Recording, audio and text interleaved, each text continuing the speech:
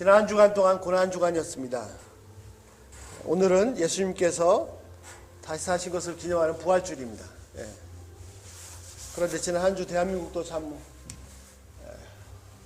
그 사건 자체가 아니라 그 사건을 위해서 대한민국 전체가 참 힘든 고난의 한 주를 보냈습니다.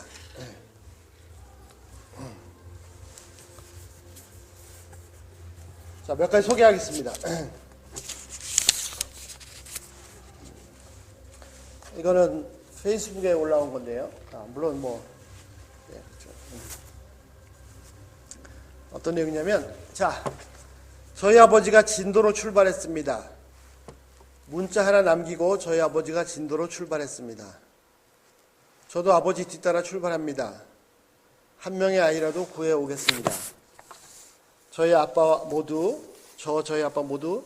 꼭 살아서 돌아올 수 있도록 기도 좀 해주세요. 그 아빠가 남긴 문자입니다. 사랑하는 내 아들, 아빠는 지금 진도로 출발한다. 교통사고로 먼저 간 네 동생 진실이 생각이 나서 너무나서 가만히 있을 수 없구나. 아빠 해병대 UDT 출신이잖아. 아빠 아들 믿지? 차가운 물속에서 울부짖고 있을 아이들 생각하면 눈시울이 붉어진다. 아들아, 만약 아빠가 돌아오지 않으면 네 동생 진실이 유골 뿌리는 곳에 아빠 유골도 같이 뿌려주라. 꼭 아이들 구해서 돌아오마. 아들아, 아빤 너를 많이 사랑한단다. 일 열심히 하고 있어라.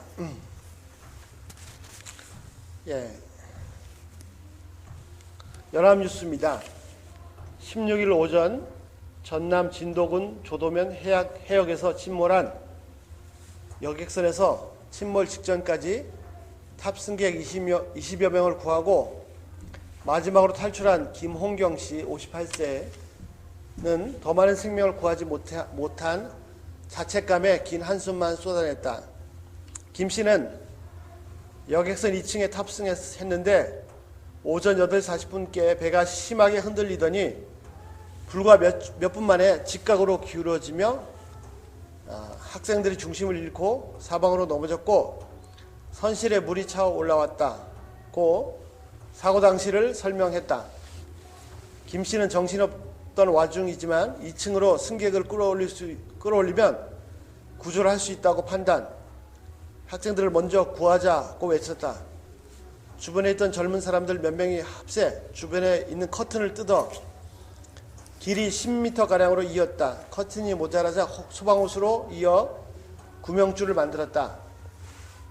구명줄을 1층으로 내려보내고 여러 명이 힘을 모아 힘껏 줄을 잡아줬고 학생 20여 명이 안간힘을 쓰면서 올라왔다. 그렇게 정신없이 30분이 흘렀고 물은 1층 선실에 가득 찼다.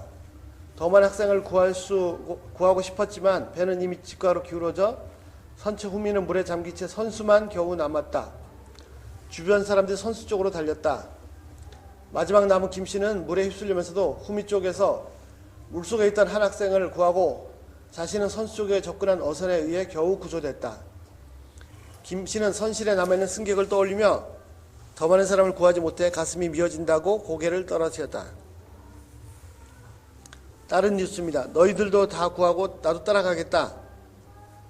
침몰한 여객선에서 구조돼 고대 안산병원에 입원 치료 중인 안산 다나운고등학교 김수빈 17세 군은 17일 숨진 승무원 박지영 씨 22살가 학생들을 탈출시키다가 목숨을 잃었다고 안타까워했다.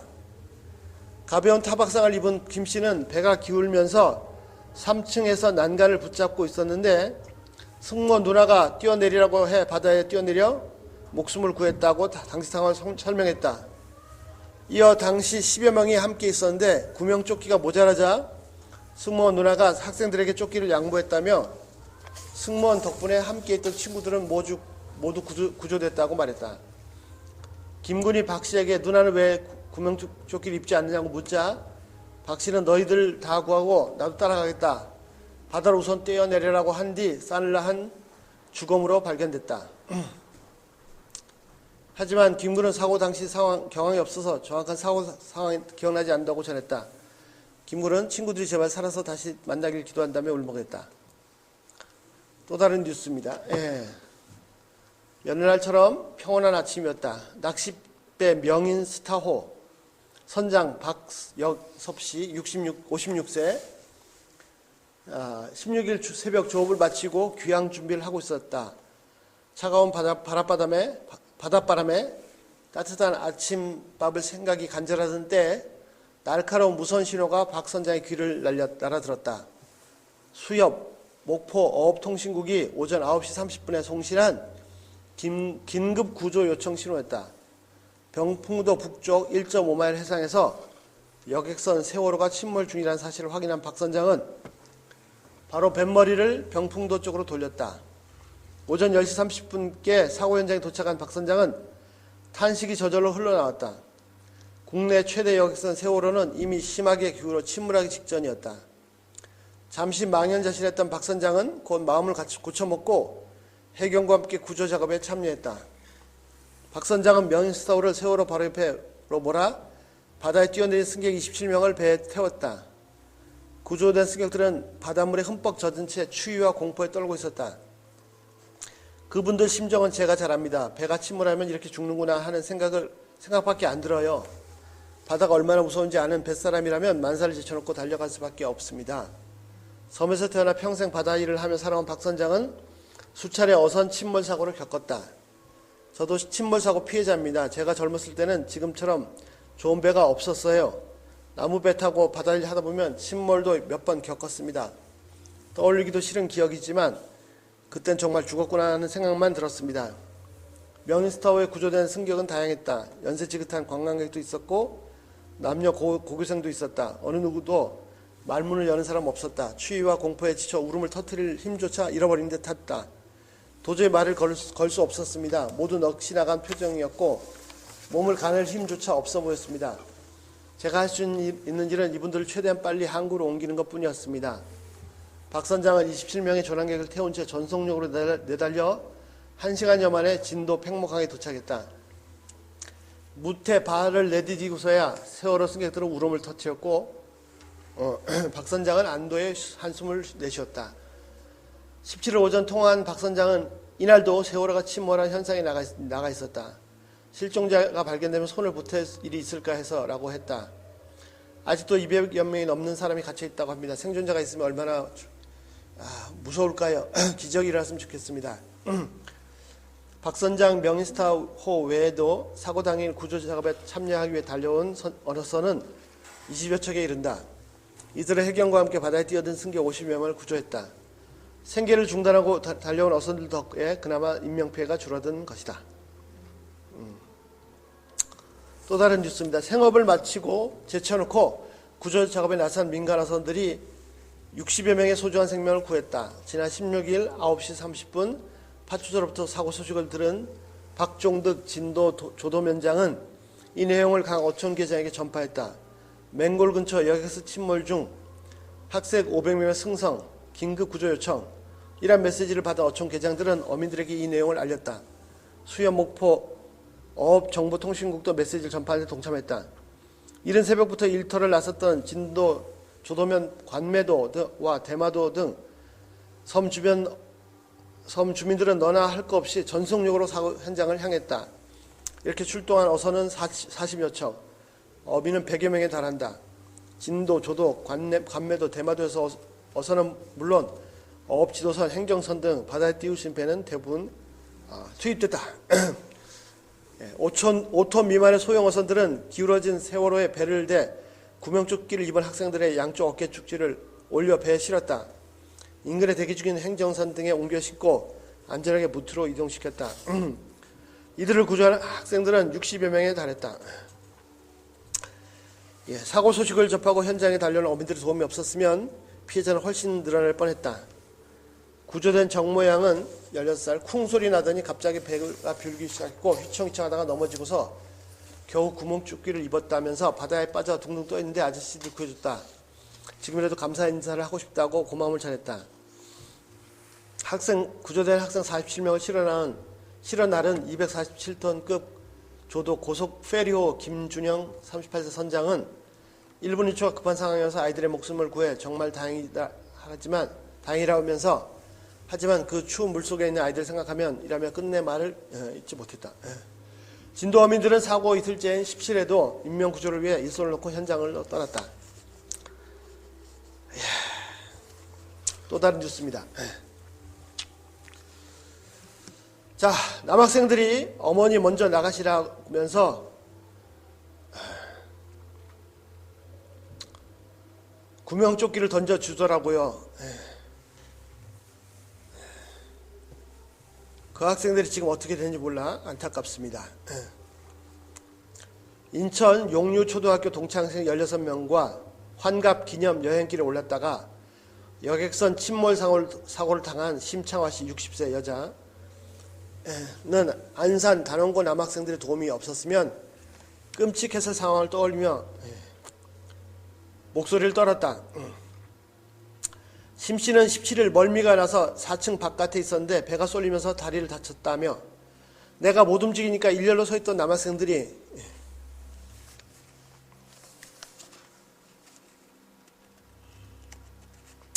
어머니 먼저 나가시면 따라가겠다고 구명조끼를 전달해줘 탈출할 수 있었다고 당시의 위급한 상황을 전했다. 그는 남학생들이 여학생들한테도 계속 구명조끼를 챙겨주더라며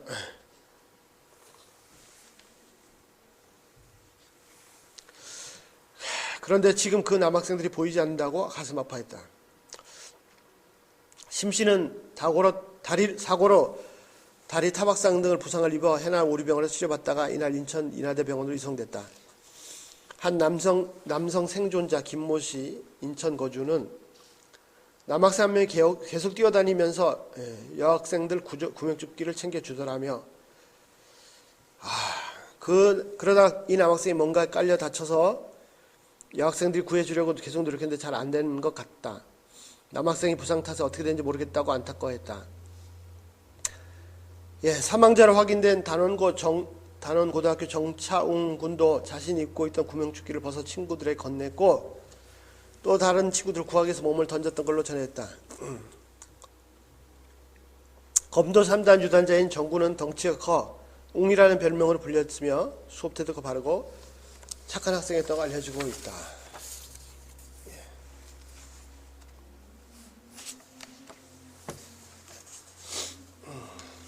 또 다른 뉴스입니다. 지난 16일 오전 침몰 직전 여객선 세월호에 끝까지 남아 제자들과 승객의 목숨을 건진 단원고 교사와 학생들이 있었던 것으로 밝혀졌다. 사고 발생 하루 만인 17일 오전 9시 20분 여객선 후미 쪽에서 싸늘한 죽음으로 발견된 2학년 6반 담임 남윤철 35살 교사는 마지막까지 배에 남아있던 학생들을 구출하려다가 목숨을 잃었다. 남 교사는 선체가 급격히 기울여진 16일 오전 10시께 선실 비상구 근처에 있다가 제자들에게 구명조끼를 일일이 챙겨주며 끝까지 대피를 도왔다. 제자 안민수 군 17세는 물로 가득 찬 방으로 선생님이 오셔서 우리를 대피시켰다고 말했다. 같은 방 구성민 군은 탈출 직전까지 우리를 안심시키며 탈출을 도왔다고 울먹였다. 영어를 가르쳤던 남 교사는 청주 출신으로 독실한 천주교 신자였으며 아버지는 충북의 한 사립대 교수로 재직 중이다. 교단에서 늘 만났던 아이들을 단 한 명이라도 더 배 밖으로 내보내기 위해 죽는 순간까지 자신을 불사르며 부활 대축일을 사흘 앞두고 한나라로 떠난 셈이다. 2학년 5반 담임 이혜봉 교사 32살, 인성생활부 고창석 40세 교사도 갑자기 배 안으로 물이 차오르던 긴박한 상황에서 진정한 스승의 모습을 보였다. 학생들에 따르면 이 교사는 난간에 매달려 있던 제자들의 탈출을 돕다가 실종됐고 고 교사는 제자들에게 구명조끼를 양보하며 탈출을 돕다가 정작 본인은 나오지 못했다. 학생들은 선생님이 배에서 탈출하라고 목이 터져라고 소리 지르며 탈출을 도와주셨다고 말했다.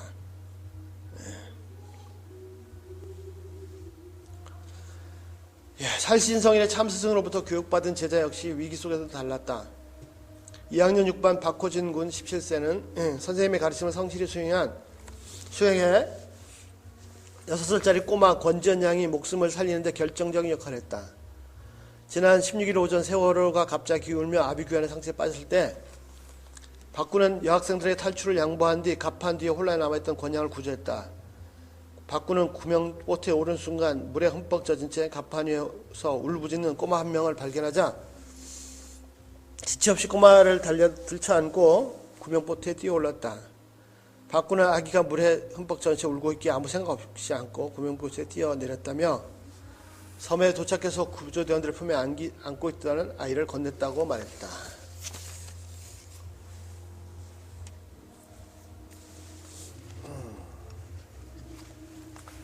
아이들을 구해야 한다며 끝까지 배에 남아있던 40대 선원은 사고 1시간 뒤 가족들과 마지막 통화를 하고는 끝내 연락이 끊겼습니다. 세월호 사무장 양대용 씨 부인도 배가 침몰하던 오전 10시쯤 사고 소식을 접합니다. 여러 차례 통화를 시도한 끝에 어렵게 통화된 남편의 첫 마디는 홀로 남겨질 두 아들과 아내의 걱정이었습니다. 부인의 말입니다. 배가 많이 기울어져 있다면서 통장에 돈 있으니까 그걸로 아이들 등록금 하라고 그러더라고요. 상황을 다시 묻자 배가 많이 기울였다는 답변이 돌아왔습니다. 그리고는 배에 탈 아이들을 구해야 한다는 마지막 말을 끝으로 통화는 이내 끊겼습니다. 지금 상황이 어떠냐고 물었더니 아이를 구하러 간다는 말이 마지막이었어요. 침몰 이후 가족들이 소방당국을 통해 추천해보니 양씨의 휴대전화는 침몰 사고 지역 근처에 있던 것으로 확인됐습니다. 끝까지 승객들을 구조하기 위해 사투를 벌이다 실종된 것으로 보입니다. 그 형님의 말입니다. 동생은 평상시 사명감이 투철했습니다. 남을 아낄 줄 알고 그리고 말을 잃지 못했습니다.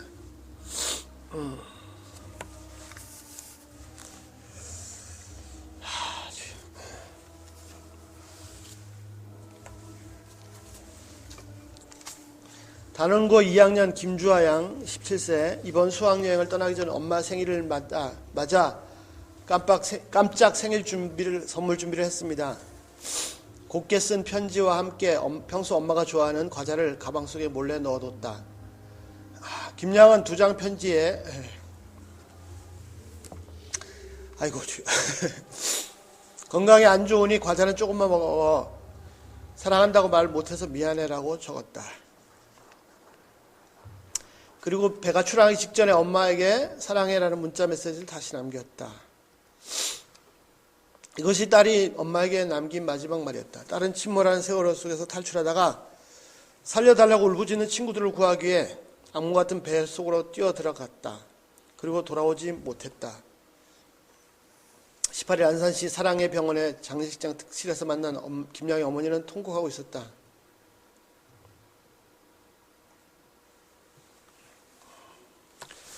주아는 이렇게 될 걸 미리 알고 있었나 봐요. 바보같이 착한 우리 딸. 그 찬 바닷물로 왜 다시 들어갔니? 옆에 아버지도 고개를 떨군 채 연신 휴지로 눈물을 훔쳤다. 김양 친구의 증언에 따르면 김양은 사고 당일 배 밖으로 거의 다 빠져나왔다. 김양 학급은 배가 기운 가장 왼쪽 가장자리 객실을 쓴 덕분에 위험 감지나 탈출이 가장 빨랐다. 물이 무릎 정도 차올랐을 무렵부터 대피 시작해서 일렬로 줄을 서서 걸었다. 출구의 빛을 보고 살았다고 생각하는 순간 김양은 살려달라는 등 뒤의 비명소리를 듣고 발길을 돌렸다. 객실에 갇힌 친구의 목소리였다. 친구는 바닥으로 쓰러진 캐비넷에 머리가 끼어 옴짝달싹 못하고 있었다.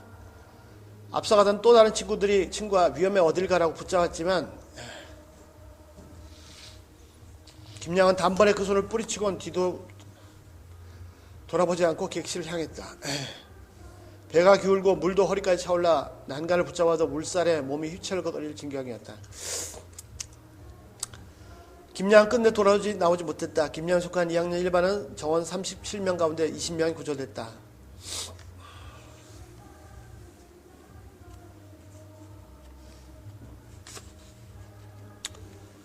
김양 친구들은 주아의 평소 모습을 생각하면 죽음을 무릅쓰고 친구를 위해 구원에 뛰어든 행동이 어쩌면 당연한 것 같다고 했다.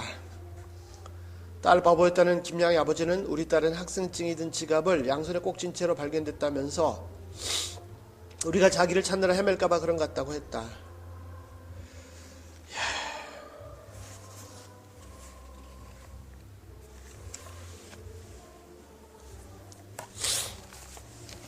세월호에서 사랑을 키웠던 고 김기웅 정현선 커플의 살신성인 정신이 알려졌다.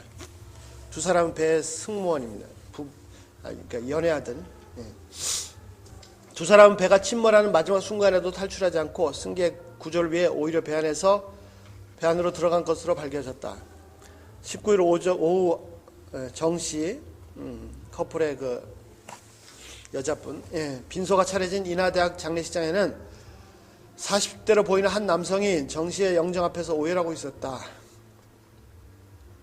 세월호에 탑승했다가 탈출하는 과정에서 김씨와 정씨를 목격했다는 그는 정씨 어머니를 붙잡고 김씨와 정씨가 당시 탑승객들을 탈출시키기 위해 배 밖으로 나가라고 큰소리치며 떠밀었다며 이후 두 사람은 다른 탑승객들을 구하러 다시 배 안으로 들어갔다가 이런 참변을 당하고 말았다고 비통해했다. 사고 당시 3층에 있던 김씨는 사고를 인지하고 잠자고 있던 동료들을 깨워 탈출시키고 정씨와 함께 다른 사람들을 구하기 배 안으로 들어갔다가 나오지 못했다. 정씨의 직장 동료나 가족들의 말을 종합하면 정씨는 10년간 선상에서 일한 베테랑이다. 탈출하려고 마음만 먹으면 언제든지 현장에 탈출할 수 있었다는 얘기다. 또한 정장으로라는 별명을 있을 만큼 평소 남자 못지않은 일을 해왔다고 이들은 전했다.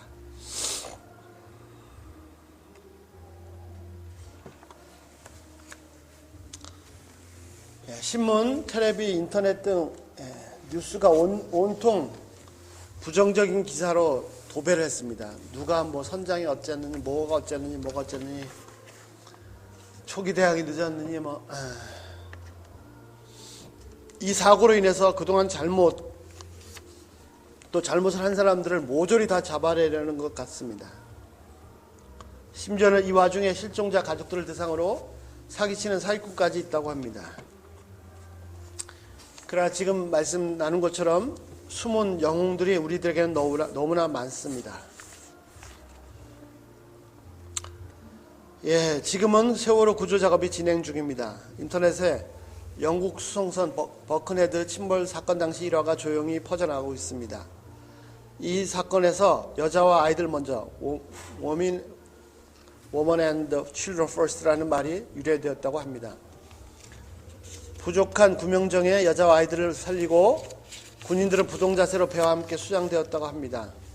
왜 구명정을 충분히 준비하지 못했느냐라고 비난하는 글을 한 번도 보지 못했습니다. 상식적인 얘기지만 배가 침몰할 때 서로 살겠다고 아우성을 치면 다 함께 죽지요. 지금 세월호 구조라는 큰 임무를 부여받은 대한민국의 모습에서 영국 수송선 버큰헤드 모습보다는 서로 살겠다고 아웅치는 모습을 보이는 것이 제게만인가요? 살아온 생존자 중에 교감 선생님이 결국은 자살을 선택했습니다. 사지에서 살아온 생존자를 결국은 죽였습니다. 생존자 중에서 정말 자기만 살겠다고 해서 살아나온 사람도 있겠지요. 그러나 그들을 비난하지 맙시다. 그런 상황에서 생존 욕구는 본능이니까 대신 그런 본능을 거부하고 다른 사람들을 먼저 살리고 기꺼이 죽어간 우리의 영웅들을 기억합시다. 그리고 생존자들을 따스하게 이해해주면 안 될까요? 그들도 평생 나만 살았다는 더 무거운 짐을 가지고 살아가야 할지도 모릅니다. 지금은 구조의 총력을 기울여야 할 때입니다. 누가 잘못했는지 무엇이 잘못됐는지는 모든 상황이 다 종료된 후에 해도 늦지 않습니다.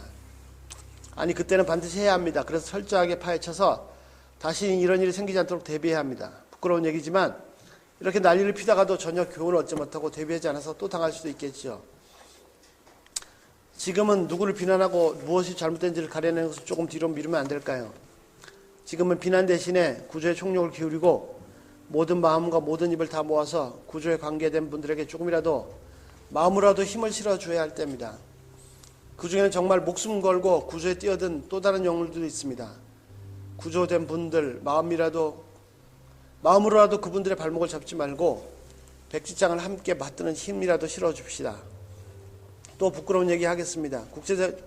국가적 재난이 닥쳤을 때 일본 사람들은 마치 전 국민이 무슨 군대처럼 묵묵히 일사불란하게 움직입니다. 중국 사람들은 재난에 뛰어든 인민해방군 전사들을 열렬히 응원하는 보도를 내보냅니다. 물론 선전이라고 비난하는 사람도 있겠지만요. 지금 대한민국의 모습을 보면서 세월호가 침몰하면서 대한민국이란 거대한 배가 흔들리는 모습을 봅니다. 지금은 누구를 비난할 때가 아닌 것 같습니다. 지금은 구조에 총력을 기울여 한 사람이라도 더 살아오게 해야 할 때인 것 같습니다. 구조를 애타게 기다리는 배 안의 생존자도, 그들을 구조하기 위해서 목숨 걸고 바다에 뛰어드는 구조대원도, 살아 돌아올 것이 죄수로 고통받는 생존자들도, 심지어 혼자만 살겠다고 나온 사람들까지도, 아이들의 무사한 귀환을 애타게 기다리는 엄마 아빠도, 욕먹는 장관도, 대통령도, 대한민국 국민 모두 다 위로와 격려가 필요합니다. 힘을 실어줄 사람이 필요합니다. 자, 여러분이 만약에 이런 상황에 처한다면 어떻게 행동하겠습니까? 이성적으로야 내가 죽더라도 한 사람이라도 더 살려야겠다는 생각을 할 수도 있겠지만, 정말 똑같은 이런 상황에 닥친다면 정말 다른 사람을 살리기 위해서 내가 죽을지도 모르는 그 뱃속을 배 안으로 다시 들어갈 수 있을까요? 아니면 모든 국민들 손가락질하는 사람들처럼 나도 그저 나만 살겠다고 나서지는 않을까요? 자, 분명한 사실임에도 불구하고 모든 사람이 다 마치 억지로 잊으려고 하는 것처럼 잊고 사는 사실이 한 가지 있습니다. 모든 사람이 잊고 사는 사실이 뭐냐면, 모든 사람이 결국은 다 죽는다는 것입니다.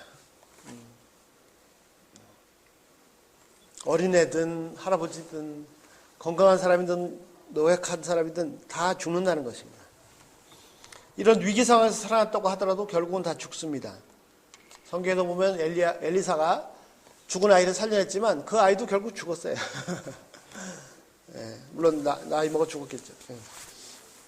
결국 모든 사람이 다 죽습니다. 중요한 것은 뭐냐면 어떻게 죽느냐 하는 것입니다.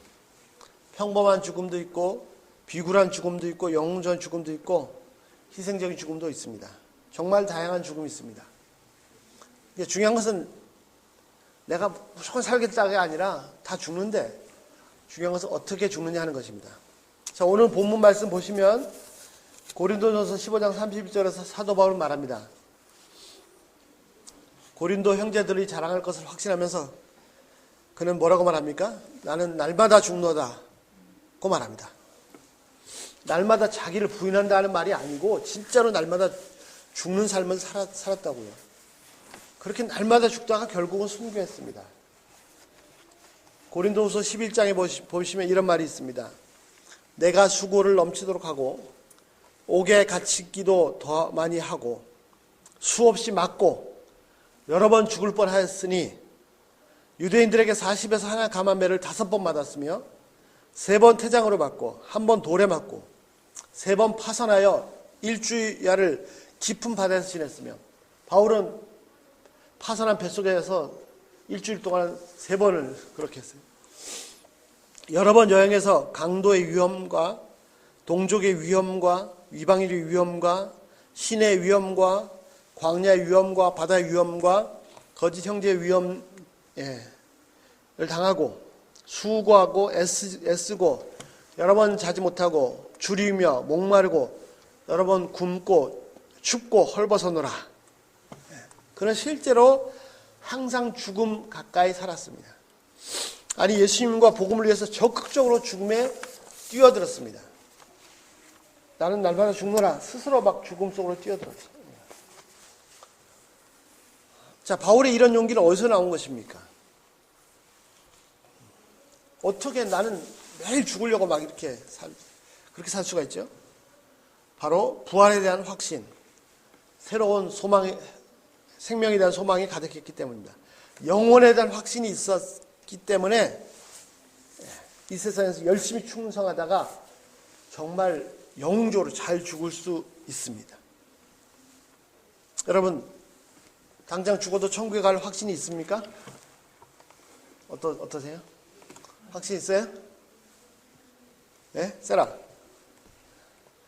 당장 죽어 천국에 갈 확신 있습니까? 네? 만약에 세월호 같은 상황이 온다면 내가 죽더라도 다른 생명들을 적시로 살린 쪽으로 갈 수가 있습니다. 그러나 천국에 대한 확신이 없으면 할 수 없죠. 그리고 천국에 대한 확신이 없는 사람은 최선을 다해서 그 사람을 살려야 됩니다. 천국에 대한 확신이 있는 사람은 자기가 죽어도 너무 좋은 거죠.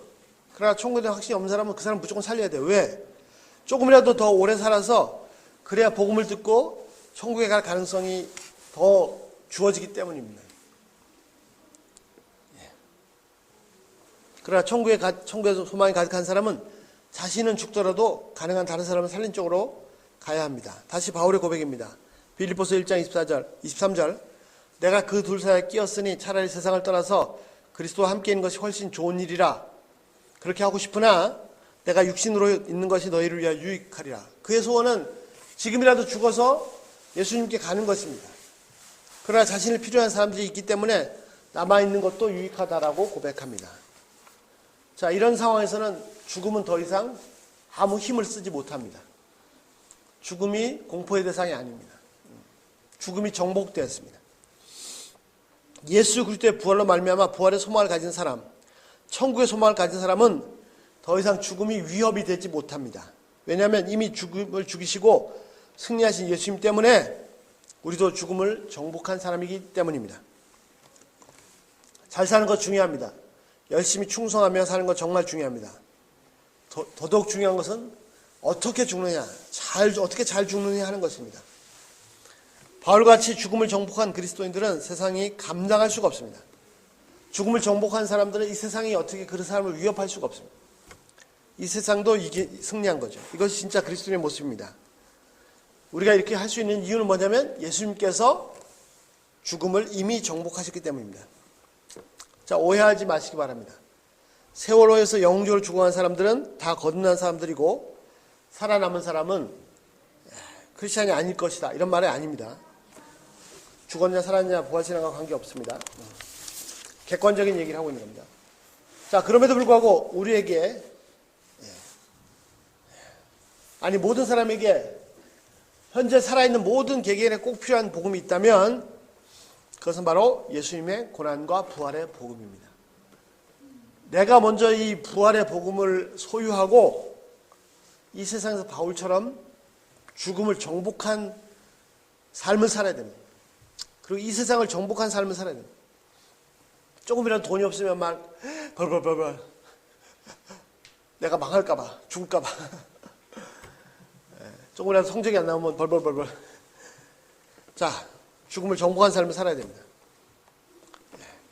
예수님은 사망 권세를 이기시고 제3일에 무덤을 박차고 나오셨습니다.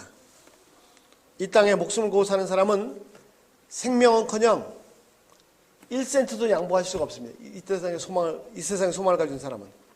그러나 이미 영원을 소유한 사람은 자신의 생명도, 돈 정도가 아니라 자신의 생명도 양보할 수 있습니다.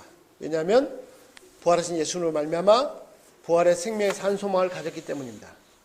이렇게 두 인생이 다른 것이 당연하지 않겠습니까? 여러분 어떤 인생을 사시겠습니까? 기도하겠습니다.